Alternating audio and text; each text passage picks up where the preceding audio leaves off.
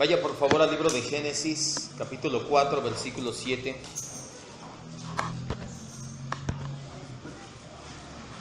Génesis, capítulo 4, versículo 7. Estamos hablando de cristología, les iba a decir, de esclavos de Cristo. Ya no sé ni en qué día estoy.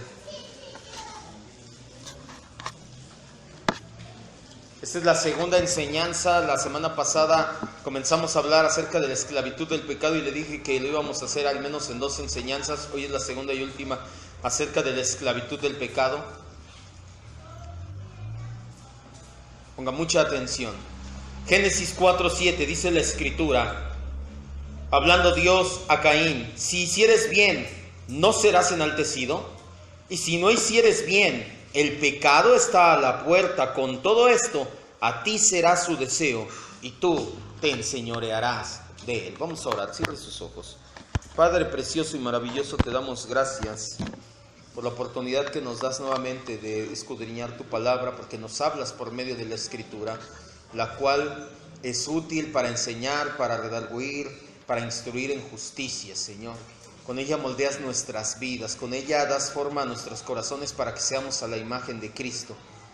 Eso será siempre nuestra oración de agradecimiento. Por un lado, pues sin merecerlo traes la sana doctrina a los oídos y corazones de esta congregación, pero que tampoco sea solamente información. No queremos ser gente docta, gente con conocimiento, pero que no lleve una vida práctica reflejando a Cristo. Anhelamos tanto lo uno como lo otro, mi Dios.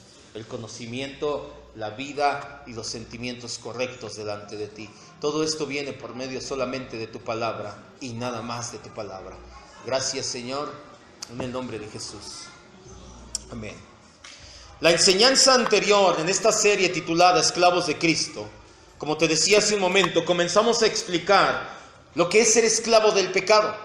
Nosotros no vamos a tener la perspectiva correcta, y esto pasa en el mundo actual, que el pecado se ha minimizado, se ha hecho a un lado de tal manera, no solo en el mundo, sino en la iglesia. Quiero que me vea y me ponga mucha atención, que no tienen la perspectiva correcta de lo que es el pecado, de lo que es la gloria o la santidad de Dios. Tal es el caso que mucha gente no se ha dado cuenta que está perdida en un palo encebado, yendo directamente hacia el infierno. Piensan que no son tan malos, que no han matado, que no han adulterado, que no han violado a nadie, que Dios no puede ser tan malo, que Dios es amor. ¿Cómo va a mandar a alguien como yo, que no he hecho cosas tan peores? ¿Cómo me va a mandar al infierno? Cuando no tenemos un énfasis correcto en la santidad de Dios y en el pecado y cómo atenta contra la santidad de Dios, entonces es que caemos en un mundo antropocéntrico como en el que estamos. Hace tiempo veía un video en el cual Lucas Leis, un motivador, porque no es predicador, es motivador de jóvenes en Argentina, y decía: ¿sabes por qué Dios odia el pecado? Lo pasamos aquí un día, no sé si recuerdan los que vienen los miércoles. Dios no odia el pecado porque Él es santo, porque es argentino Él, porque Él es santo, porque Él es sublime. No, Dios odia el pecado, perdón, porque te hace daño a ti y a mí, porque el pecado nos degenera y nos hace mal. Dios odia el pecado porque el pecado atenta contra su creación. Eso es una reverenda mentira, por no decirle otra cosa peor. Eso no es cierto, porque entonces estamos poniendo al ser humano en el centro de todo y gira todo alrededor del ser humano, cuando no es así. Siempre se trata de Cristo y solamente de Cristo. Dios detesta y odia el pecado, y nosotros tenemos que darnos cuenta de eso, porque atenta contra su persona y contra su santidad. Ya empezamos a ver lo que es ser un esclavo del pecado. Ya entendimos que toda la raza humana está manchada por el pecado. Desde Adán, todos nacemos con el pecado original.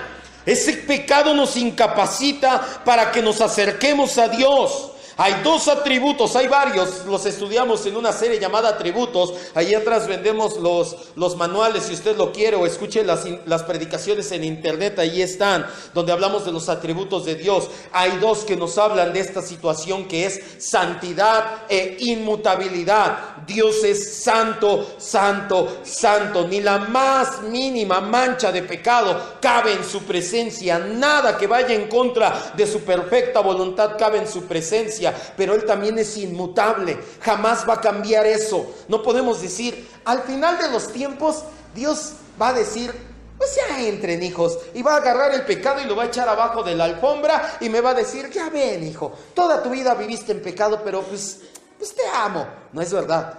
Eso es lo que nos enseña la cultura popular, porque ni siquiera le podemos llamar cristianismo a lo que enseñan ese tipo de doctrinas, pero no es verdad. Dios es santo, Dios es inmutable, y cuando nosotros juntamos estos dos atributos, cuidado, porque el pecado nos va a impedir estar con Él. Delante de Dios no va a habitar el pecado, y eso jamás va a cambiar. Por este motivo es que no solo no podíamos acercarnos a Dios por nuestros medios, ni siquiera queríamos. Es más, ni cuenta nos habíamos dado de nuestra gran calamidad espiritual. Yo lamentablemente, como no sé si sea el caso de ustedes, viví no sé cuántos años en mi cristianismo sin darme cuenta de mi calamidad. Yo empecé el cristianismo y empecé a servir y de hecho creo que hasta pastoreaba sin darme cuenta de la gran calamidad en la que estaba, como muchos pastores y pseudoapóstoles están en una gran calamidad, pero ya tienen mega iglesias, y empecé porque tuve un problema muy fuerte en lo personal. Estaba yo en la universidad, tuve un problema personal muy fuerte y yo pensaba que el cristianismo era, vengo a Cristo, Dios me ayuda en mis problemas, gracias por ayudarme. Mira, me dio vida eterna también, qué chévere, gracias, te voy a servir. Y así viví en mi cristianismo muchos años, y mucha gente actualmente piensa que eso es el cristianismo, cuando el cristianismo no tiene nada que ver con que Dios te ayude a vivir bonito, tiene que ver con tu inhabilidad para acercarte a Dios. Estaba cegado por el pecado, pero Dios, como cantábamos en este himno, por su sublime gracia, nos rescató de la esclavitud del pecado. No nos habíamos dado cuenta de nuestra calamidad espiritual, pero Dios, que es rico en su gracia y misericordia, envió a su Hijo Jesucristo. Lo envió al mercado de esclavos de pecado, y ahí efectuó exitosamente la compra de sus elegidos, cuando en la cruz del Calvario exclamó, consumado es. Tetelestai. En ese momento dijo, en el mercado de esclavos del pecado, estoy terminando exitosamente y de manera permanente la compra de cada uno de mis elegidos. Nuevamente decimos, gracias Dios. El pecado en el ser humano sin Cristo es una realidad. Lo tiene atado y lo tiene esclavizado. Y a menos que Cristo nos haga verdaderamente libres, cuando nos compra y nos hace sus esclavos, vamos a seguir igual. Esta es otra paradoja bíblica. Solo aquellos que somos esclavos de Cristo somos verdaderamente libres. Hay muchas paradojas en la Biblia. ¿Sabía que si quieres ganar tu vida, la tienes que perder? A eso se le llama paradoja. Y el que pierde su vida por causa de Cristo, la ganará. Dice, a ver, voy a perder. El que se humille será enaltecido, y el que se enaltece será humillado. El que es esclavo de Cristo es verdaderamente libre. Ve a Juan 8:36. Juan 8:36.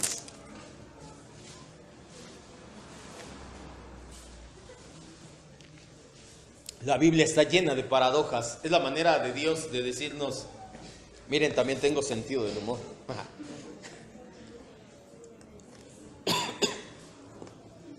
Otra paradoja más, mientras das más, y no solamente me refiero a dar diezmo o a dar dinero en la iglesia. La Biblia dice en el libro de Proverbios, quien retiene su mano para no bendecir, cuando ves a una persona en necesidad, cuando ves a una persona que tiene angustia material, que no le invitas un taco, que no le regalas una cobija, una chamarra, que no inviertes en una persona, dice que será llevado a pobreza. Aquellos que retienen en ese tipo de situaciones son llevados a pobreza, y los que se desprenden más tendrán. Cuando tú eres una persona desprendida, dices, sí, dale, bendice. Todo el que viene a mi casa lo invito a comer. Ay, vemos cómo le hacemos. Mira, en tu casa nunca falta. Pero cuando eres al contrario, no, híjole, yo iba a comer, pero espérate que se vayan. Mi amor, pero es tu papá, déjalo, ya comerá en la casa. Mi mamá que le dé. Luego no te preguntes por qué no te alcanza. Otra paradoja. Juan 8:36 nos habla de esto y dice Jesús, si el Hijo los libertare, seréis verdaderamente libres. ¿Cómo nos liberta? va al mercado de esclavos del pecado, nos compra y nos hace sus esclavos. Y una vez que somos sus esclavos, somos verdaderamente libres. Esta paradoja se da porque en realidad no podemos andar por ahí sin dueño. No se trata, los seres humanos no somos, aquí en México me decían que la tierra de los niños o la tierra de los perros, vente a Valle de Chalco y aquí es la tierra de los perros, ¿verdad? Porque aquí ves perros sin dueño y aunque tengan dueño, llega la perrera y ahí se salen todos los dueños rápido, pero se va la perrera y están por ahí, pobrecillos, perros sin dueños. Nosotros los seres humanos no es así. Tú no puedes andar por ahí andando sin dueño. O eres esclavo del pecado o eres esclavo de Cristo. No puedes ser esclavo de nadie. No hay tal definición bíblicamente hablando. Y la Biblia es nuestra norma de fe y de conducta. No podemos decir que se equivoca. O somos esclavos de Cristo o somos esclavos del pecado. Pero ya lo entendimos hace unas semanas. Ser esclavo de Cristo es lo mejor que nos pudo pasar en nuestra vida. Cristo es el mejor de los dueños que podíamos tener. No digo merecer, porque si nos dieran lo que merecemos, seguiríamos siendo esclavos del pecado. Pero nuestro dueño, que es Jesucristo, es un dueño comprensivo, un dueño amoroso, un dueño misericordioso, un dueño que nos considera sus amigos y tiene una amistad íntima con nosotros. Por eso es que en este coro que cantamos dice, Él reina con misericordia, porque a diferencia del pecado, y ahorita lo vamos a ver, que es sin misericordia, que nos trata del asco, nos da una patada en el trasero y nos manda todos adoloridos, a diferencia del pecado, nuestro Señor es el mejor dueño que podríamos tener. Es lo mejor que nos pudo haber pasado en la vida. En cambio, el pecado es un amo cruel, es un tirano y un devastador de vidas. Aflige no solo a la raza humana, sino también la tierra quedó maldecida por su causa y la misma creación gime con dolores de parto. Vea Romanos 8, 21 y 22. Quiero que veas los estragos del pecado, que la misma creación gime, llora, se queja y anhela que los hijos de Dios se manifiesten.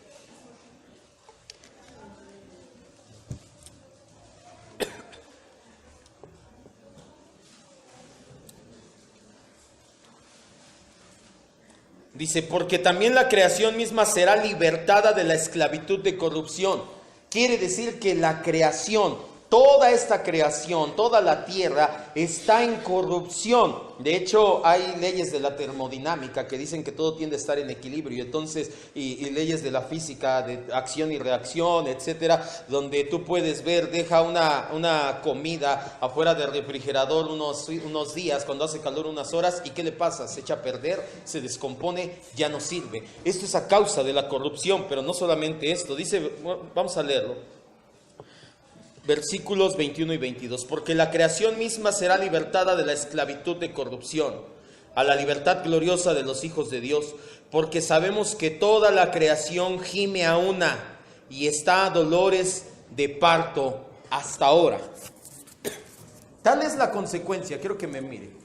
Tal es la consecuencia del pecado, que la misma creación no solamente fue maldecida la tierra. La semana pasada lo vimos y vimos cómo le decía Dios a Adán, por tu causa será maldita la tierra, espinos y cardos te producirá, te va a costar trabajo. El trabajo en sí no es maldición. Hay gente que luego predica y dice, es que yo no trabajo porque el trabajo es maldición, así maldijo Dios a Adán. No es cierto. Dios ya le había dado empleo a Adán mucho tiempo antes, no sabemos cuánto, si fueron 10 días o 10,000 años, no sabemos, eso ya sería conjeturar demasiado, pero al menos unos años, unos días antes, Dios le había dicho a Adán, ahí está la creación, Adán, mijo, sojúzgala, ponle nombre a todos los animales, ahí administrala, yo te voy a pedir cuentas a ti como cabeza en esta creación. Que después el trabajo se hizo difícil por causa del pecado, es muy diferente.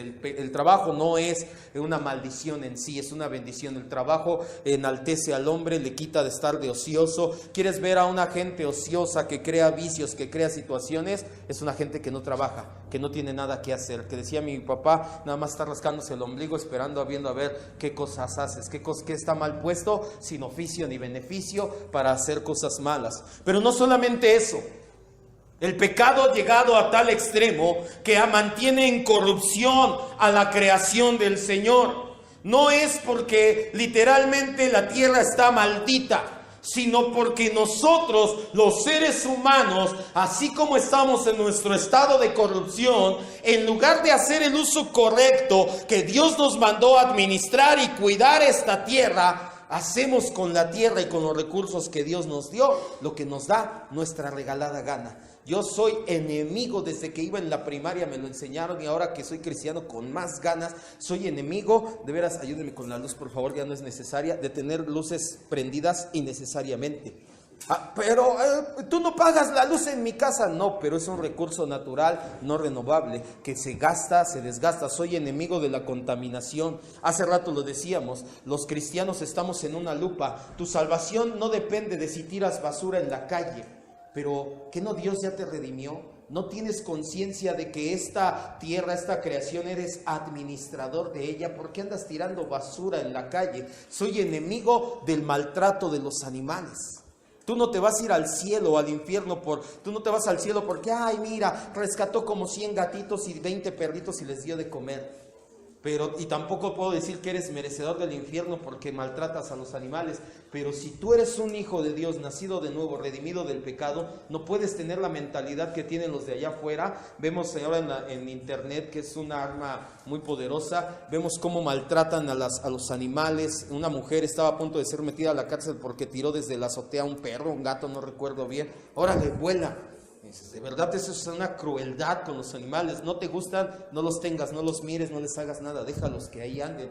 Pero el pecado ha afectado tanto al ser humano, el ser humano ha afectado tanto la creación, que hoy en día fenómenos climatológicos se dan como el Niño, donde la temperatura se invierte y cambia, y se dan fenómenos que no se habían dado hace cientos de años. ¿Por qué se da? Porque el ser humano en pecado dice: me voy a acabar los mares, me voy a acabar los bosques, me voy a acabar la creación, me da igual, yo cuánto puedo vivir. Hay las generaciones que vienen que le hagan como quieran, a eso se refiere. Si tú eres un hijo o una hija de Dios, tu mentalidad es transformada hasta en ese tipo de cosas. ¿Cuántos dicen amén? El pecado daña a las personas por completo, infecta su alma, corrompe su mente, profana sus conciencias, contamina sus sentimientos y envenena su voluntad. Vamos a estas 4 citas. Jeremías 44:15.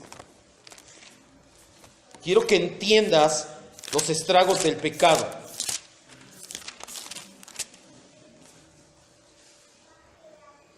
Quiero que veas, de verdad que a mí me causa, cuando leí este libro de Jeremías, si no lo has leído, lee el libro de Jeremías.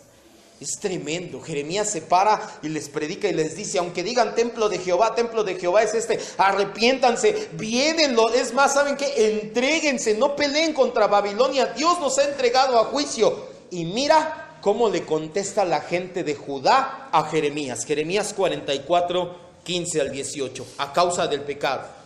Entonces todos los que sabían que sus mujeres habían ofrecido incienso a dioses ajenos, y todas las mujeres estaban presentes, una gran concurrencia, y todo el pueblo que gritaba en tierra de Egipto, en Patros, respondieron a Jeremías diciendo: la palabra que nos has hablado en nombre de Jehová, ¿qué dice? Viene un profeta, les amonesta. ¿Sabes qué hacía el pueblo de Israel? Le ofrecía culto a la reina del cielo. ¿Quién es la reina del cielo? La virgencita. Con mi virgencita no se meta pase. Desde antes de que la Virgen María fuera la encarnación, Satanás ya había levantado una falsa imitación. Dice el versículo 17: sino que ciertamente, dice, la palabra de Jehová no la vamos a oír. Dios los está exhortando, ellos dicen: sí, me vale.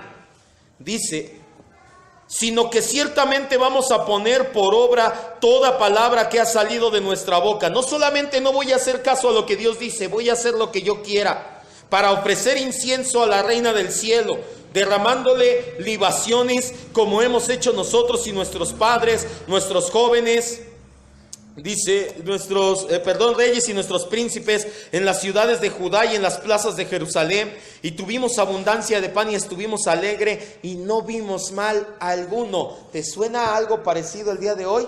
Pues a mí ser idólatra no me ha costado nada. Es más, cuando dejo la idolatría me va mal. Yo mejor me regreso con mi virgencita. Mas desde que dejamos de ofrecer incienso a la reina del cielo y de derramarle libaciones, nos falta todo, y a espada y de hambre somos consumidos. El pecado era tal en el pueblo de Israel que, a pesar de que tenían una enseñanza de siglos pasando de generación a generación, en la cual le decían: oye Israel, tu Dios uno es, te hizo estas grandezas, hizo estas proezas, te sacó de tierra de Egipto, te compró, eres su esclavo de Dios, ahora tú no vas a tener ídolos, tú vas a sacrificar a Jehová. Ellos dijeron: sí, no me interesa, yo voy a hacer lo que yo quiera, y es más, voy a sacrificarle a la reina del cielo. Esto es el pecado en todo su esplendor. Juan 3, 19 y 20.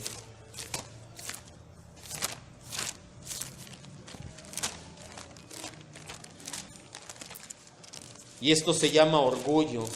Una persona orgullosa, sobre todo, para que no codee a su esposo, a su esposa. Ya ves, ahí te hablan orgulloso, que te preparo la cena y no vienes a cenar nada. Es una persona orgullosa delante de Dios, que dice: yo no necesito a Dios.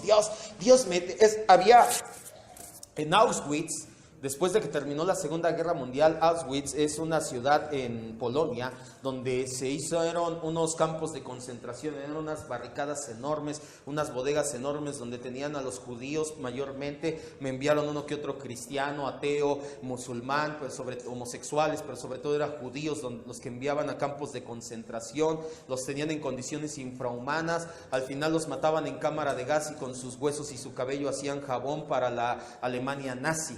Fue tanta la humillación, la desmembración familiar que recibieron, que un judío, uno de los del pueblo llamado pueblo escogido de Dios, que ya después, cuando veamos teología del pacto, nos daremos cuenta que el pueblo de Dios es uno, no tiene dos, pero vaya, de la etnia judía, en el campo de Auschwitz escribió: no creo que haya un Dios, y si hay un Dios, me tiene que pedir perdón a mí por lo que viví aquí. Eso es orgullo en todo su esplendor. Yo no estoy diciendo que los judíos merecen morir.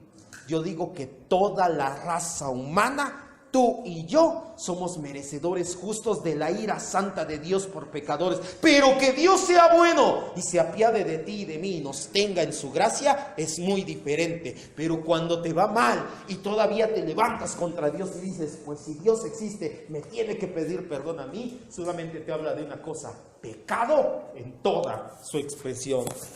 Juan 3, 19 y 20.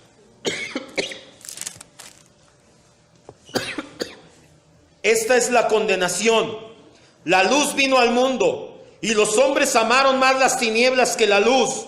¿Por qué? Porque sus obras eran malas. Porque todo aquel que hace lo malo aborrece la luz y no viene a la luz, para que sus obras sean reprendidas. ¿Qué pasa con una persona que le predicas de Cristo, que está en pecado? Y pasa mucho con el círculo homosexual, con los homosexuales. Piensan que los cristianos somos homofóbicos, porque hablamos acerca de que la homosexualidad no la acepta el Señor.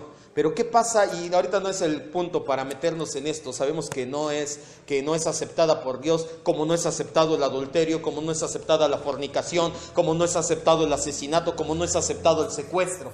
Pero la sociedad quiere formalizar, quiere hacer legal el matrimonio homosexual, la adopción homosexual y la educación homosexual, que tú eduques a tus hijos, ni hombre ni mujer, déjalo que crezca y elija, y muchas barbaridades. Por eso es que los cristianos sí protestamos contra eso. Yo no veo leyes que digan: quieren hacer legal el secuestro, o si hay una ley que está diciendo, no, pero dicen de la homosexualidad. Y tú le hablas a un homosexual, lo reprendes para que venga a la luz, ¿y qué te dice?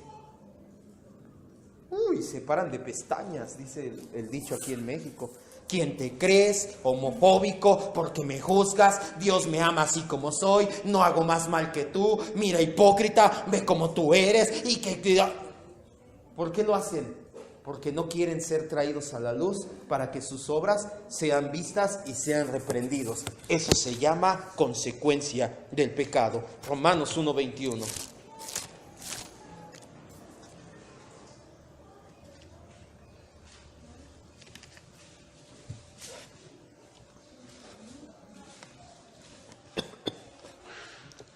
Escucha lo que dice. De hecho, todo el capítulo 1 de Romanos, de hecho todo el libro de Romanos, bueno, toda la Biblia, léela después en tu casa. Pero vamos a leer ahorita Romanos 1:21, dice: habiendo conocido a Dios, habla de los seres humanos en general, que todos los seres humanos conocemos a Dios, vaya, tenemos nociones de que hay una divinidad, de que hay una deidad. No le glorifican como a Dios ni le dan las gracias, sino que se envanecen en sus razonamientos y su necio corazón es entenebrecido. ¿Por qué se entenebrece el corazón necio? A causa del pecado.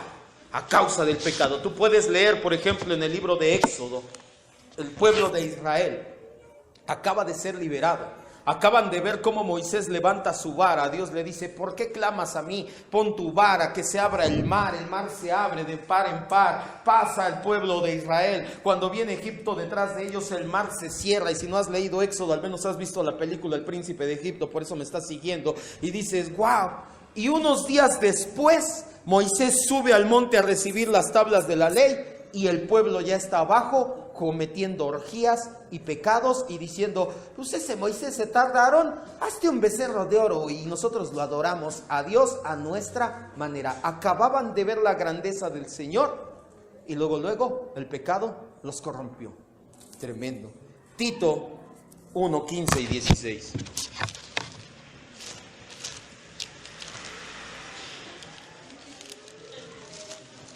Eso es el pecado, amado hermano.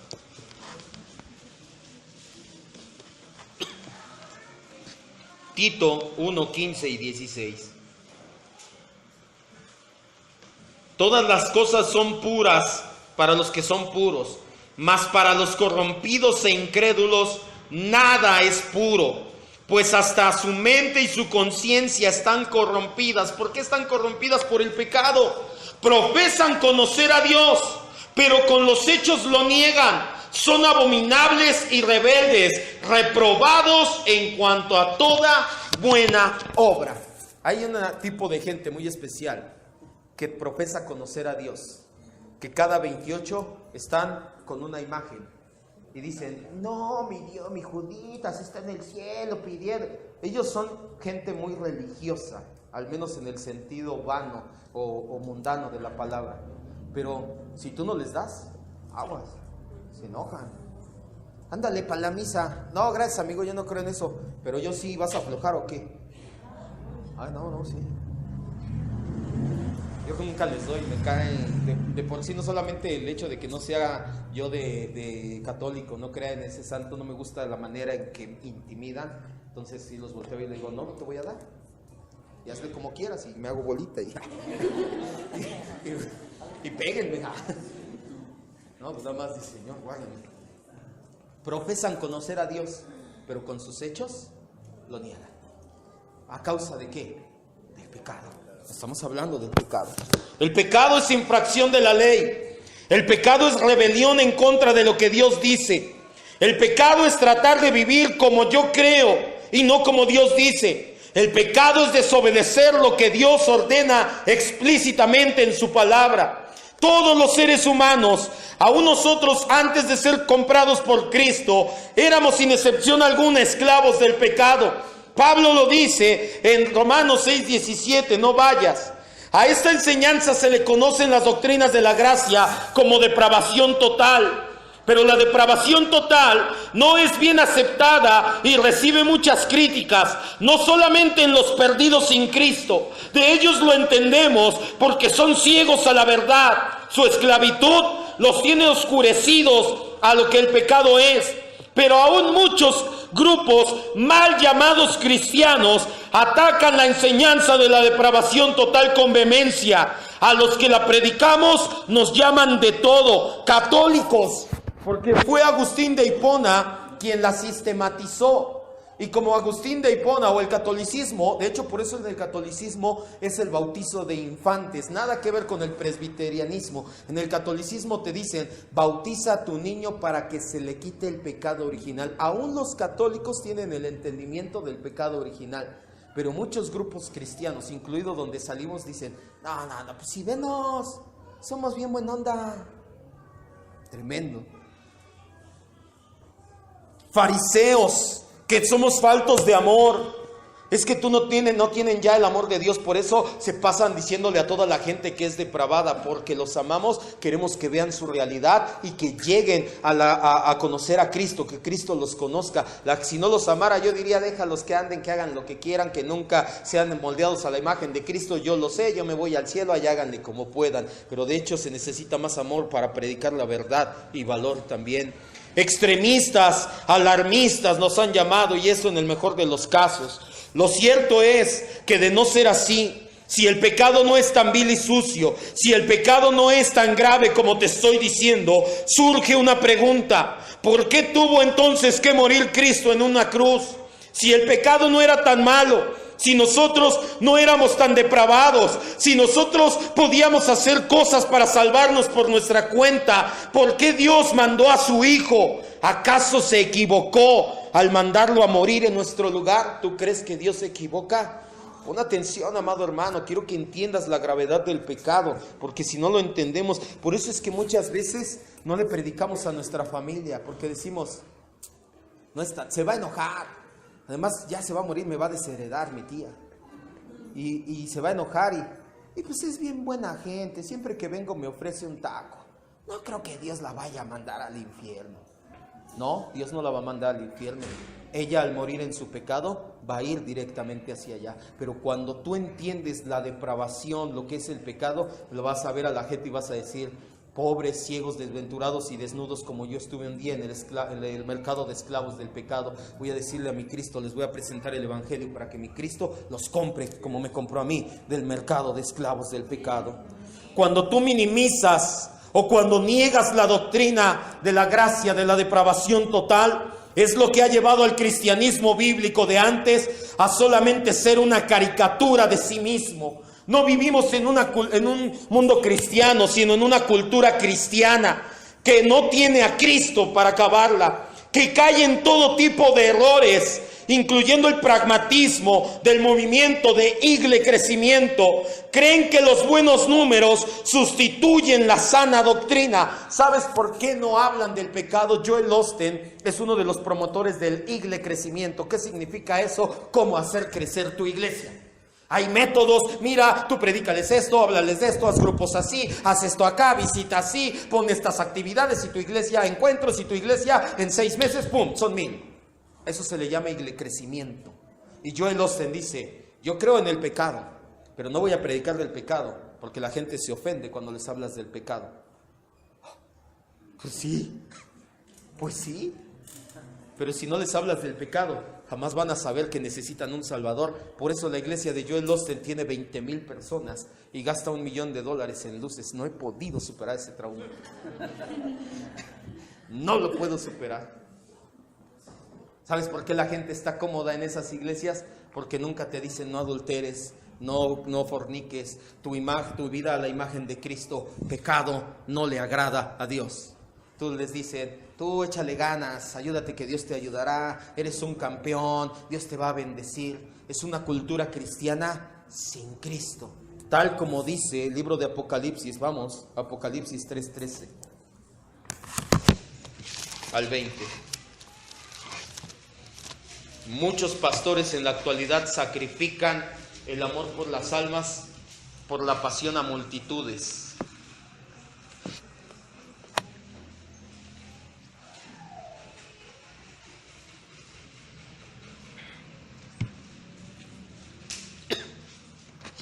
Apocalipsis 3 del 13 al 20. El mensaje a la iglesia de la Odisea, que bien es la iglesia en la actualidad, dice: fíjate cómo les habla el ángel. Les dice: yo conozco tus obras. 3, ¿qué les dije? 14. Escribe el ángel de la iglesia en la Odisea: he aquí el amén, el testigo fiel y verdadero, el principio de la creación. ¿Quién habla? Cristo te dice esto a la iglesia. Yo conozco tus obras, que no eres frío ni caliente.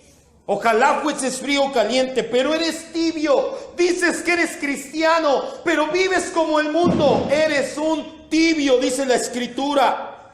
Por lo tanto, como no eres ni frío ni caliente, te vomitaré de mi boca. No vas a entrar en mí. De la boca te voy a echar para afuera. No vas a tener parte conmigo. Porque tú dices, como dicen las iglesias de hoy en día, yo soy rico, me he enriquecido, de ninguna cosa tengo necesidad. Tenemos una mega iglesia, tenemos luces, tenemos equipo, tenemos 2,000, 20,000 personas, tenemos mucho, somos ricos, no necesitamos nada, dice el Señor. ¿No sabes que tú eres desventurado, miserable, pobre, ciego y desnudo? ¿No te has dado cuenta que vives en pecado?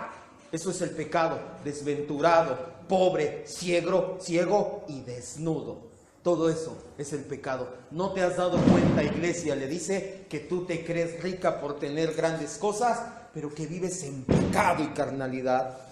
Por tanto, yo te aconsejo que de mí compres oro refinado en fuego para que seas rico, vestiduras blancas para vestirte, que empieces a santificarte, que busques a Cristo, que es el camino a la santidad, y que no descubra tu vergüenza y tu desnudez. Unge tus ojos con colirio para que veas.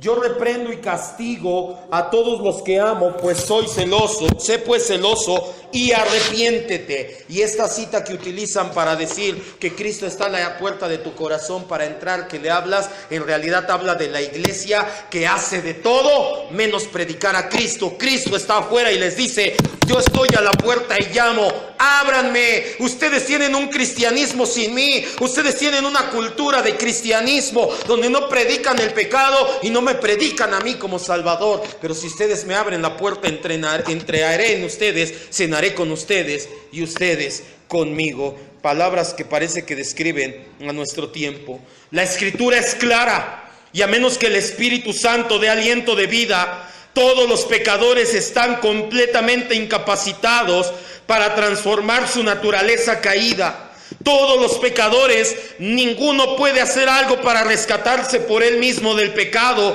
y del juicio de Dios. Incluso nuestras buenas obras como pecadores que llegamos a ser separados de Cristo son trapos de inmundicia. Vea Isaías 64:6. ¿Sí se está entendiendo lo que es el pecado?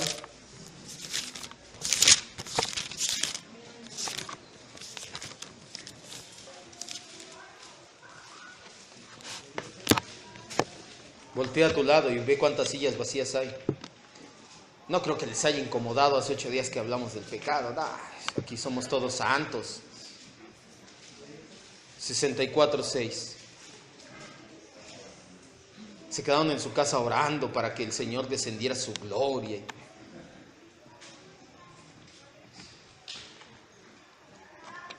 Y si ustedes tampoco vienen de aquí 8 días será una lástima, pero no por eso. Yo no predico para que la gente se sienta cómoda, sino para que seamos como Cristo. Isaías 64:6 dice, si bien todos nosotros somos como suciedad. Escucha lo que dice. Isaías entendía el pecado heredado, igual David en Salmo 51, pero ahorita vamos a leer Isaías nada más. Dice, todas nuestras justicias, todo lo que hacemos por nosotros mismos tratando de ser justos sin Dios, son como trapo de inmundicia. Caímos nosotros como la hoja y nuestras maldades nos llevan como el viento. El trapo de inmundicia eran las toallas femeninas en la época del Antiguo Testamento. No había toallas femeninas como hay ahorita. No le decía, Moisés, veme a comprar unas Kotex. No, o sea, Sephora no le decía, no, Moisés, con alas. No, no había eso. No había eso. Se ponían un trapo las mujeres y ese trapo obviamente se manchaba con sangre inmunda, y ese trapo así son nuestras obras de justicia delante de Dios. Una porquería que apesta delante de Dios. Tú le echas ganas y te portas bien por ti mismo. Felicidades, esas son tus obras delante de Dios. Un trapo de inmundicia. Una característica dominante del pecado en el ser humano es el orgullo. Ese es el principal causante, el orgullo, de que no puedas ver con claridad las consecuencias graves y las afectaciones del pecado en sí. En su orgullo el ser humano ha caído en la triste condición de negar a Dios. Aquellos que se consideran ateos regularmente son ateos porque no les conviene que exista Dios. No es que no hay pruebas suficientes para la existencia de Dios. Científicamente, mangos, no les conviene que exista Dios. Son pecadores y aunque digan que son moralmente aceptables, saben que merecen juicio. Si existe un Dios, tiene que haber un juicio. Por eso dicen, Dios no existe. Porque moralmente dicen, pues es que si no hay Dios, entonces puedo hacer lo que quiera. Me porto bien, pero pues así no hay tanto problema. Es porque no les conviene que Dios exista. Algunos llegan al extremo de creer que no necesitan a Dios para ser buenos, que ellos mismos lo pueden lograr. ¿Sabes quiénes hicieron esto? En tu casa lee Génesis 11, la Torre de Babel. ¿Sabes por qué Dios se enojó con la Torre de Babel? Hay unas publicaciones muy tontas de los ateos que dicen, uy, una torre de 6 pisos, iban en el 6º piso, estaban empezando a echar el 7º piso cuando Dios diseminó a los habitantes en Babel.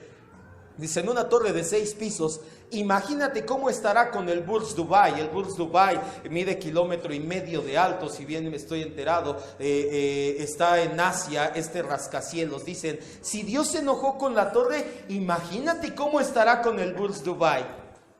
Dios se enojó con la Torre de Babel, porque la Torre de Babel era, vengan, juntémonos y entre nosotros echémosle ganas. Dios, ¿quién es? No, ¿para qué lo necesitas? Échalo para allá. Tú y yo vamos a echarle ganas sin Dios. Por eso es que Dios dijo, ¿creen que pueden sin mí? A ver. Y ahora, mucha gente en su orgullo cree que no necesita de Dios para ser bueno. En su orgullo cree que no necesita de Dios para vivir.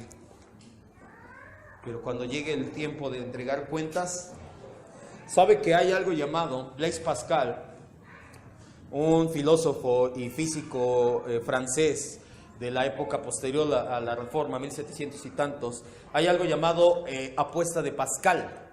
Pascal, de hecho, sus contribuciones a la física y a la matemática ayudaron para la computación actual. Uno de los primeros programas de computación se llamaba, para programar Pascal, el lenguaje Pascal. Ya, bueno, a lo mejor yo estudié eso y estoy viejito, pero si tuvieran mi edad sabrían de eso, ¿verdad? Bueno, el lenguaje de computación Pascal es en honor a este hombre, Blaise Pascal. Blaise Pascal era un profundo cristiano piadoso, creía en Dios y en Jesucristo para salvación con todo su corazón. Para que no digan, ¿eres cristiano? Eres ignorante. Oh, discúlpame, ya vimos hace tiempo los miércoles qué dice la Biblia del ateísmo y nada que ver. El inventor de la penicilina y tantos, bueno, ya. Blaise Pascal tenía una apuesta y decía con los ateos, tú dices que Dios no existe, yo digo que sí. Ahí te va. Si Dios no existe como tú dices y mueres y no hay nada, ya la hiciste. Si Dios no existe y yo he vivido así, yo voy a vivir una vida bien, cristiano, echándole ganas con Cristo, sin problemas, voy a morir y tampoco me pasó nada. Pero ojo, si Dios sí existe, yo viví como cristiano, muero y voy al cielo. Tú viviste como ateo, mueres y vas al infierno. Es la apuesta de Pascal. Si algún día estás con un ateo y se da, dile, bueno, te voy a proponer una apuesta. Es un volado. Si Dios existe, ya la hice, ya te perdiste. Si Dios no existe, no me pasó nada, ni a ti. Tremendo. La apuesta de Pascal.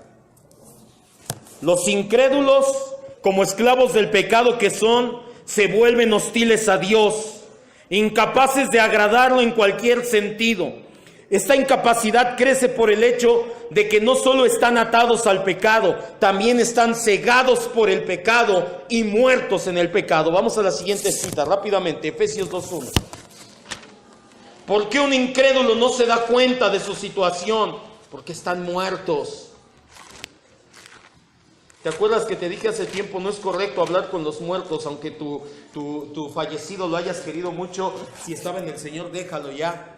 Pero quiero que me vea y ahorita leemos Efesios 2:1. Si es muy común ver en nuestra sociedad, yo creo que en muchas sociedades, a gente en el panteón, el día del cumpleaños, el día del niño, el día de la madre, el día del muerto en este país, aún entre cristianos, van y le dicen, ay, mi amor, vieras, los niños ya están re grandes, híjole, ¿no viste a tu hija casar?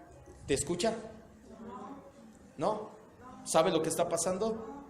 ¿Hace caso? ¿Tiene nada? Así es cuando estamos en pecado. No nos damos cuenta, no escuchamos, no sabemos nada de lo que verdaderamente está pasando en el mundo espiritual, porque no tenemos a Cristo. Y ojo, ¿te acuerdas que te dije? Esa práctica no es correcta. Es bueno que saques tu dolor orando a Dios, no hablando con los muertos. La Biblia dice en el libro de Samuel que el rey Saúl fue depuesto por esta práctica. El rey Saúl llamó a la adivina de Endor y le dijo: hazme subir el espíritu de Samuel. Y Dios se enojó con Saúl y le dijo: te voy a desechar, ya no vas a ser rey, no vayas y consultes muertos. A lo mejor no estás yendo con una hechicera que traiga, o con un medium a que traigan el espíritu de tu muertito, pero si ya murió, déjalo que esté en la gracia del Señor. Mejor ora a Dios y refúgiate en los brazos de Cristo. Efesios 2:1 dice: Cristo nos dio vida a nosotros cuando estábamos, ¿qué dice? Muertos en delitos y pecados. Ahí mismo Efesios 4:17 al 19.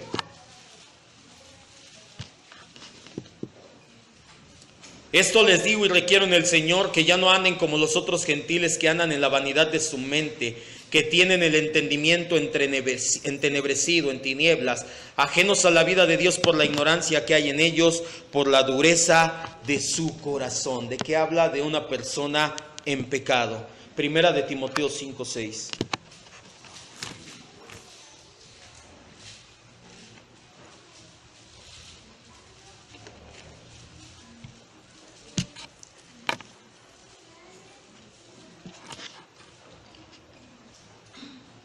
Pero la que se entrega a los placeres, habla de las mujeres viudas que en lugar de vivir piadosamente se entregan a placeres, andan en la carne, andan en pecado. En otras palabras dice, viviendo, aunque vive físicamente, está muerta espiritualmente hablando.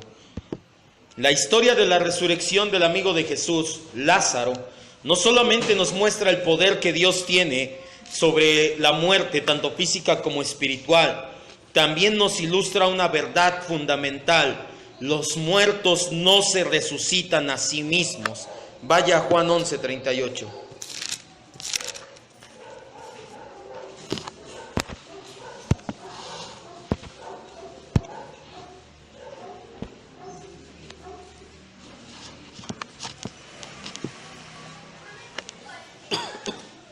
Juan 11:38.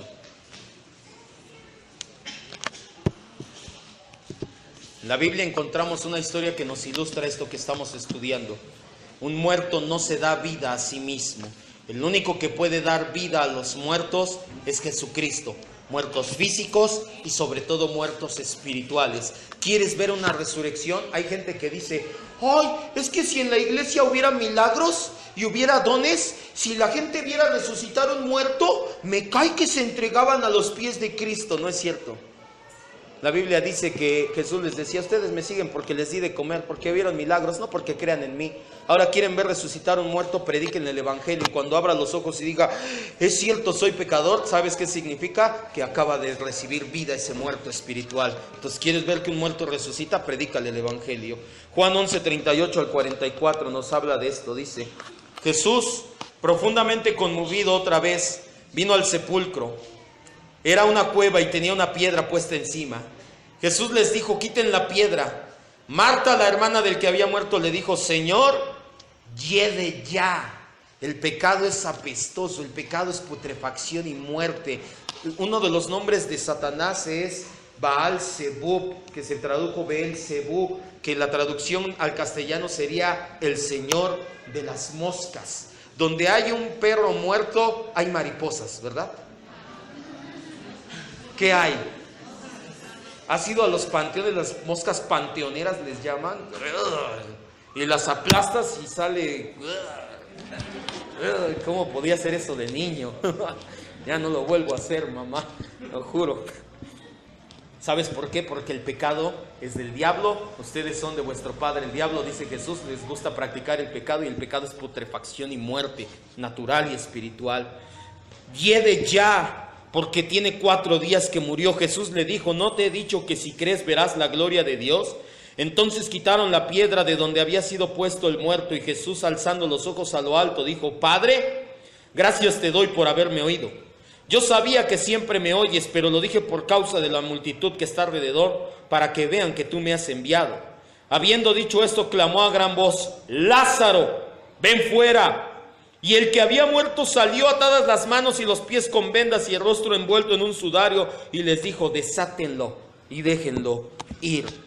De no ser por la acción milagrosa de nuestro Señor Jesucristo, el cuerpo de Lázaro seguiría para siempre sin vida en la tumba. Nosotros, el género humano, por así decirlo, somos una raza de Lázaros. Y a menos que Dios haga algo, siempre vamos a permanecer muertos espiritualmente, esclavizados al pecado, sin esperanza y sin Dios. Pero aquí surge una pregunta, y con esto quiero terminar. Aquí viene el clímax de esta predicación para nosotros. ¿Por qué los hijos de Dios seguimos pecando si ya no somos esclavos del pecado? O levante su mano aquí el que ya no peca. ¿Por qué los hijos de Dios? Acabamos de hablar de todas las consecuencias del pecado, pero Cristo ya nos compró por su gracia y nos hizo esclavos de Cristo. Pero sigo pecando. Esto ya lo vimos en el discipulado, por eso es importante renovar nuestra mente, venir a los discipulados. El pecado original fue removido, pero la carne, este cuerpo de carne, se quedó acostumbrado a seguir cometiendo pecados. Dicho de otras palabras, a nuestra carne le gusta pecar. Por supuesto que Dios hizo la obra completa en la cruz del Calvario, nuestra salvación. Eso no está en entredicho. Pero la carne sigue presente y a la carne les gusta seguir pecando. Esto es lo que tarde o temprano nos va a llevar a pecar nuevamente. Ve conmigo a Romanos 7:17.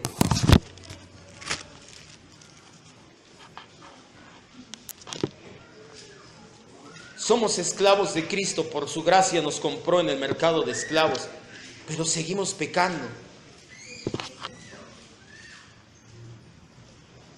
¿Qué pasaría? ¿Acaso me compró en abonos? ¿Fue a la Electra de esclavos? Y dijo: ¿en abonos chiquitos? Porque en todo caso a mí me compró en Coppel. Y dijo: ¿Copelas? Ok. Romanos 7, 17 al 24. No, Él nos compró completamente, pero la carne le gusta seguir pecando. Tarde o temprano vamos a pecar nuevamente, aunque seamos cristianos. El apóstol Pablo le pasaba esto. Él dice: de manera que ya no soy yo quien hace aquello, quien hace las cosas malas, pero el pecado, mi carne que vive en mí.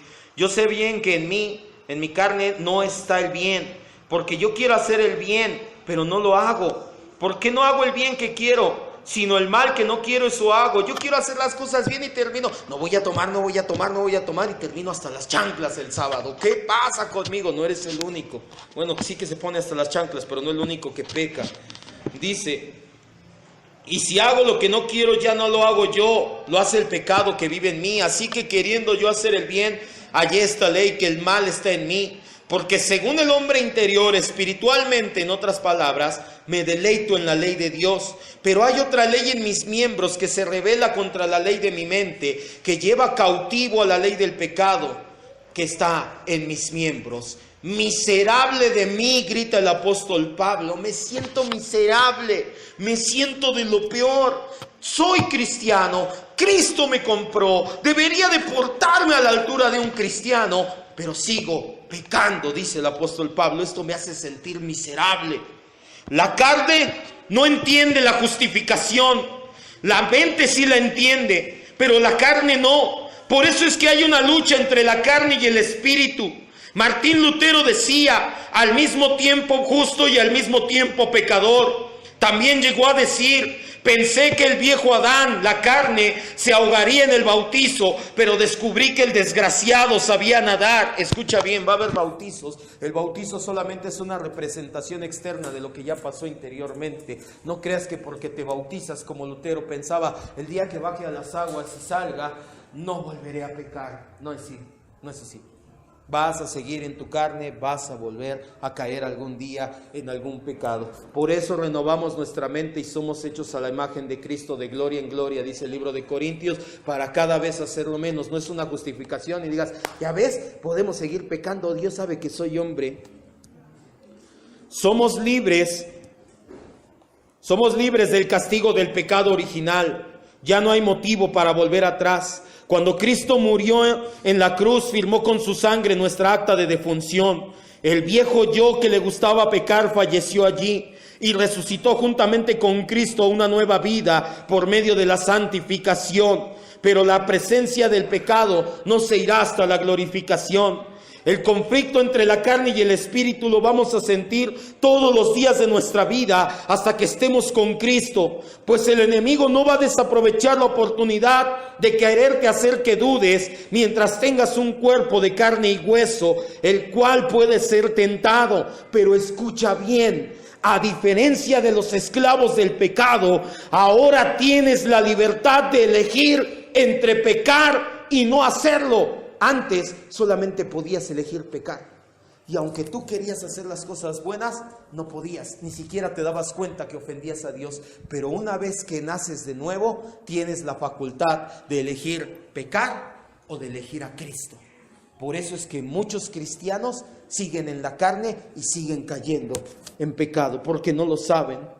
Cuando comprendemos quién es Jesús en nosotros y quiénes somos nosotros en Jesús, es cuando descubrimos que aquellos pecados que pensábamos que eran imposibles de superar, esos hábitos que jamás pensamos dejar atrás, simplemente dejan de tener esa atracción insuperable hacia nosotros. Su influencia se va desvaneciendo. La victoria sobre los pecados de la carne solamente es posible poniendo nuestras mentes en Cristo. Vamos a una última cita, Colosenses 3, del 1 al 3.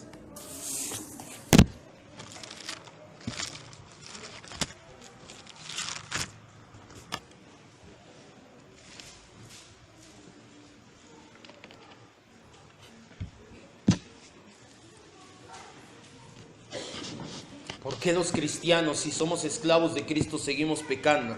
Por la carne. La carne sigue presente, no se va a ir hasta que seamos glorificados.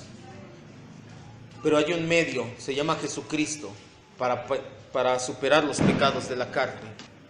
El apóstol Pablo nos dice, pon tu mirada, tu mente completamente en Cristo. Si pues has resucitado con Cristo, si tú eres una nueva criatura, busca las cosas de arriba, donde está Cristo sentado a la diestra de Dios. Pon la mira en las cosas de arriba. No pongas tu mente, tu mirada en las cosas de la tierra, porque has muerto y tu vida está escondida con Cristo en Dios. Cierra tus ojos, por favor. Ayúdame.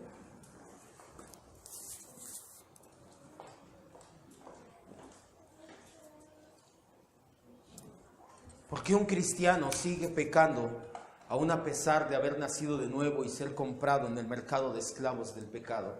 Tú no te preocupes, Dios ya sabía esta situación. Cristo nos compró y Él sabía que estábamos acostumbrados, pues nacimos con el anterior dueño y estábamos acostumbrados a comportarnos como nuestro anterior dueño nos decía. Pero Él nos dice, pon tu mirada arriba en el cielo, pon tu mirada en Cristo, renueva tu mente. Vete olvidando de tu antiguo dueño llamado pecado, que tu carne se le olvide en esos hábitos y solamente pon tu mirada en Cristo. En la medida que renuevas tu mente, en la medida que sabes que se trata de Cristo, que ahora tienes la libertad de elegir. Antes no la tenías. Antes solamente podías pecar. El leopardo no puede cambiar su naturaleza, come carne por naturaleza. Pero si Dios te hace nueva criatura, ahora puedes elegir comer carne o comer verdura. Y de hecho, como Dios cambió tu naturaleza a un animal, a un herbívoro, si comes carne te sientes mal. Por eso el pecado te hace sentir pésimo. Debes de entender que la manera en que ves los pecados de la carne va a definir mucho tu comportamiento. Muchos cristianos son esclavos aún a pecados de su carne. ¿Algún pecado en particular aqueja tu vida el día de hoy? Hay gente que es la pornografía, hay gente que no puede dejar de fumar, hay gente que no puede dejar de tomar, hay gente que no ha podido y dice, quiero dejar a mi otra mujer. Muchos, aunque somos cristianos, quiero creer que lo somos, seguimos atados a algún pecado de la carne. Y piensan, ¿cómo puedo hacer libre yo si me gusta hacerlo? Piensas que amas ese pecado, pero déjame decirte algo, tu carne disfruta ese pecado que no es lo mismo. O si no, ¿por qué te sientes tan mal después de pecar? Si tú estás esclavizado a un pecado, la pornografía, por ejemplo, y después de ver pornografía te sientes pésimo y dices, ay, no lo hubiera hecho, Dios ha de estar enojado conmigo, otra vez la regué. Primero lo disfrutaste porque tu carne se quedó acostumbrada a pecar, pero no lo amas. Tu espíritu está como el del apóstol Pablo, gimiendo, gritando, miserable de mí. No caigas en la mentira de creer que amas el pecado porque te produce placer. Es que lo cometo una y otra vez. Pues sí, a tu carne le gusta, pero renueva tu mente, sujeta a tu carne, renovando tu mente a la obediencia a Cristo. Es cierto, el pecar trae consigo un placer pasajero, pero poco a poco se vuelve una amargura en la vida de un hijo de Dios, al grado de que muchos de nosotros gritamos como el apóstol Pablo, miserable de mí. Si cometer pecados te gusta, le gusta a tu carne, y al mismo tiempo aflige tu alma y gritas miserable de mí, tienes que entender esto, que tienes que aprender a depender totalmente de Cristo, que Cristo exprese su vida a través de ti. Es la única manera en que experimentarás victoria en los pecados de la carne. Dios no quiere darte la victoria. Cristo es tu victoria en los pecados de la carne. Y en la medida que Cristo está en ti y lo reflejas, vas a vencer esos pecados. Pero si no vienes al discipulado, si con trabajos el único tiempo que le dedicas a renovar tu mente es los domingos 1 hora en la predicación. Yo entiendo que hay gente que vive lejos, que trabaja, que no puede venir, pero en tu casa no oras, no lees, no escudriñas discipulados, no compras ni un libro de temática de sana doctrina. Únicamente quieres con 1 hora los domingos superarlo, no lo vas a hacer. Tu identidad define tu comportamiento. Tu identidad está escondida en Cristo. Piensa en Cristo, no en superar los pecados, sino en Cristo. Y cada vez que venga a ti la tentación, previo obviamente ya renovaste tu mente, ya buscaste de Cristo. Pero cuando llegue la tentación a tu vida, es momento entonces de decir, Señor Jesús, haz lo que tengas que hacer a través de mi vida. A mi carne le gustaría pecar, pero ¿qué vas a hacer tú a través de mí? Dependo completamente de ti. Y Jesucristo no te va a llevar a pecar, te lo aseguro. Al mismo tiempo, justos y pecadores, decía Lutero. Somos justificados por la obra de Cristo en la cruz, pero seguimos cometiendo pecados porque estamos en la carne. Para esto apareció el Hijo de Dios, para deshacer las obras del diablo. No pienses que eres el único amado hermano que está atado o que está todavía batallando con pecados en la carne. Esa es una mentira que al enemigo le encanta que creamos.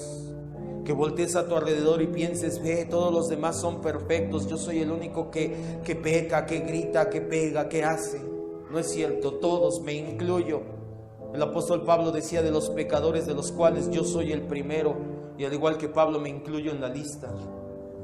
Todos batallamos con la carne, pero algunos ya tomamos la decisión de venir a Cristo, renovar nuestra mente y sujetar la carne en obediencia a Cristo.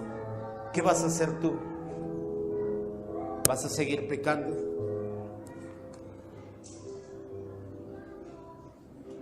Padre maravilloso, te damos gracias, pues entendemos que no se trata de nuestro esfuerzo, No queremos echarle ganas para dejar los pecados de la carne, porque eso no es la vida cristiana. La vida cristiana no se trata de nosotros, se trata de Cristo.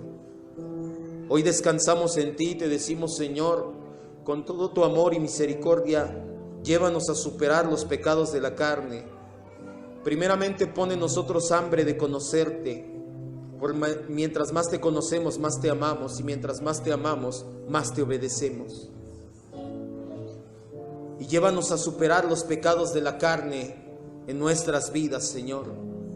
Que esas ataduras que pensamos que son imposibles, que ese pecado al cual llevamos tiempo atado y decimos, Dios, que nunca lo voy a poder dejar, que a partir de hoy sea el momento en el cual, por medio de la renovación de nuestra mente, salgamos de esa atadura y que Cristo en nosotros sea llevándonos a vivir verdaderamente una vida santa, piadosa y cristiana.